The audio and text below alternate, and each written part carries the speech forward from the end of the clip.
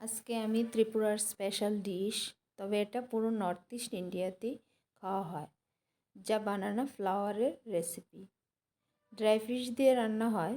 এটা খেতে খুব স্বাদ, আমার তো ভীষণ প্রিয়। আই হোপ তোমাদেরও ভালো লাগবে। আর হ্যাঁ, নমস্কার, সবাই কেমন আছো? আর আমার রেসিপিটা দেখতে থাকো তোমরা।